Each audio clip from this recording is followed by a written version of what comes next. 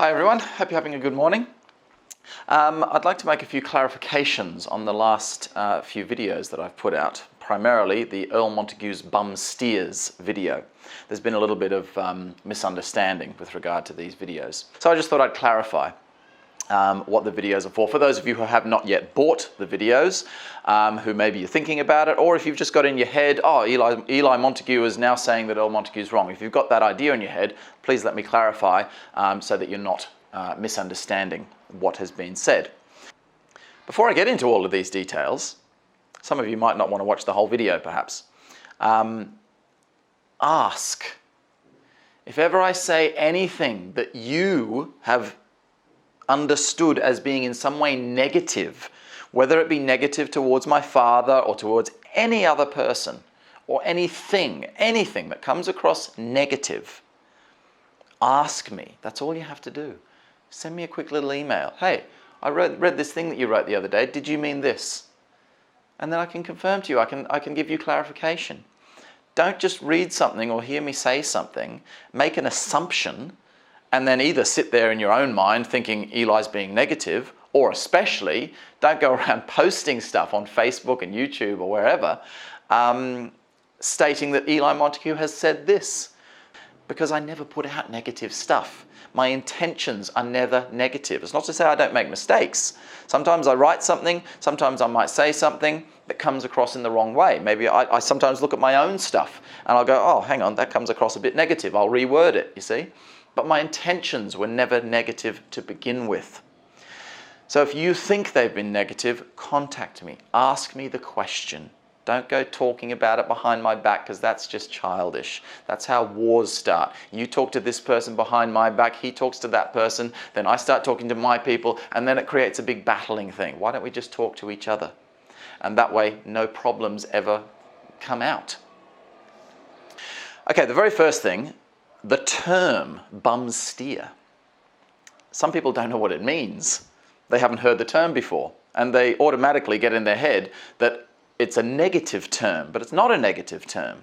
The term bum steer, as my father always used to say, that's why I used the term bum steer, because that's what my dad always used to say in class. Maybe some people don't remember it, but all the time I have it, it's imprinted in my brain. So often, whenever he would teach us something and say, I don't know, sit back 100% into this leg, and then everyone would start training, and then he'd go, oh, sorry guys, I've given you a bum steer there. You don't actually sit 100% down, you sit to maybe about 90. So that's what I'm talking about. He would say he's given a bum steer. A bum steer does not mean that you have deliberately given the wrong information. And with reference to the bum steers I'm talking about on the video, it also has no reference to Earl himself doing the postures incorrectly or doing any of the principles incorrectly. It is only about the way he worded the principles that is the bum steer, not the way he did it. In fact, every bum steer that I show on the video and how I explain it, I'll give you a few examples in a moment, I state that you watch him on the video, you've all got some of his videos most likely, watch him on the video and you'll see that he is doing it the way that I will explain it to you.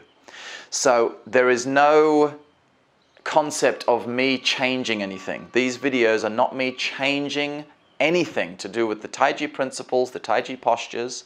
I am not saying Earl Montagu got it wrong, and I'm not saying I am in any way superior to Earl Montagu. These are some of the claims going around.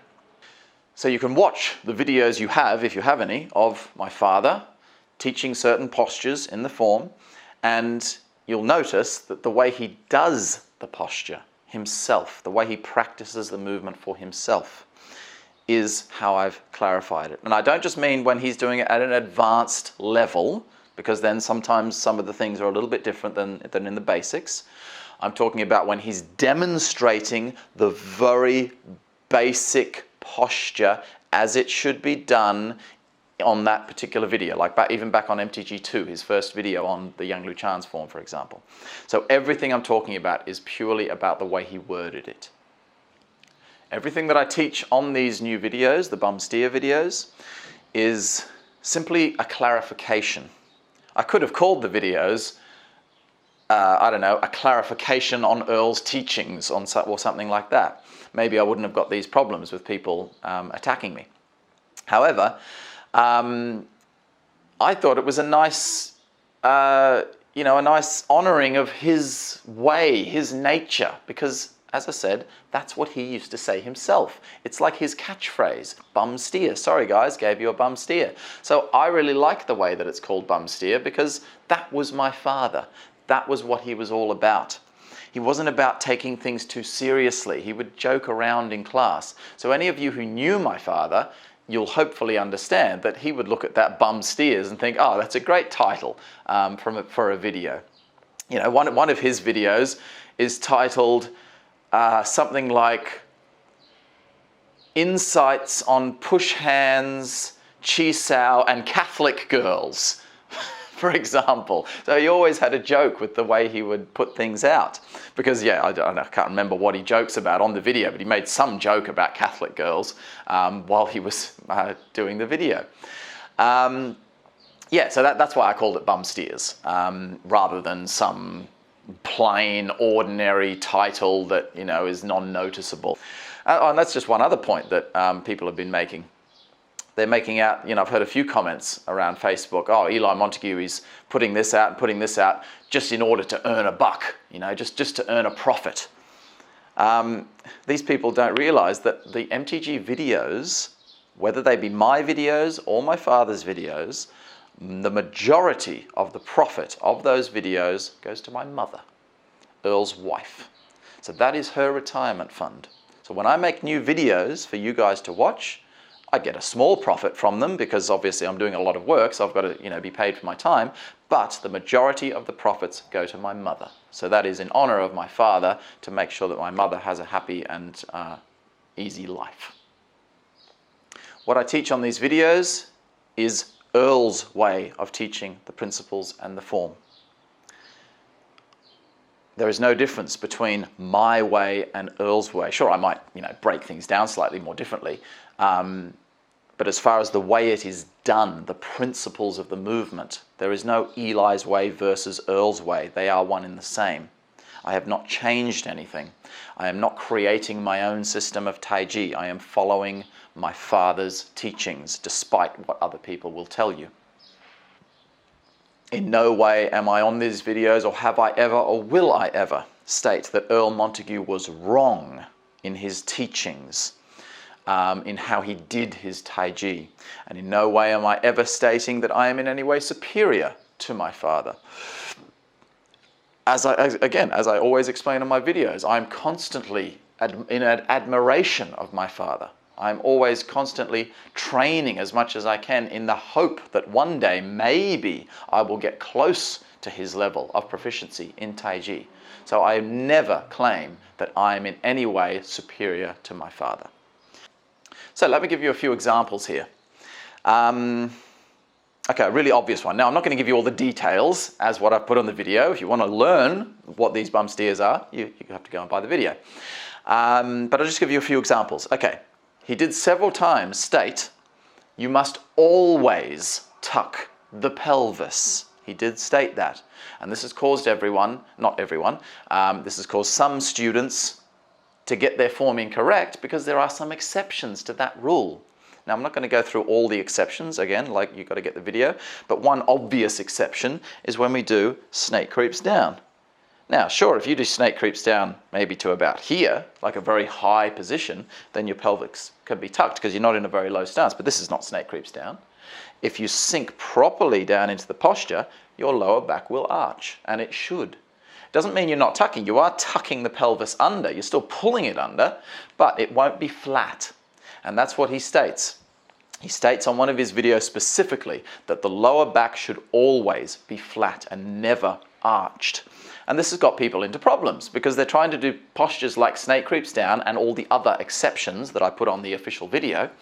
They're trying to flatten out their lower back when they shouldn't be trying to flatten out their lower back because they've heard Erle Montague say your back should always be flat at the lower portion. Now, as I say on the video, maybe at one workshop or something, maybe he did go over the exceptions. But as far as his general teachings were concerned, what you see on the videos and in general in the workshops, he did reference to that specific thing several times.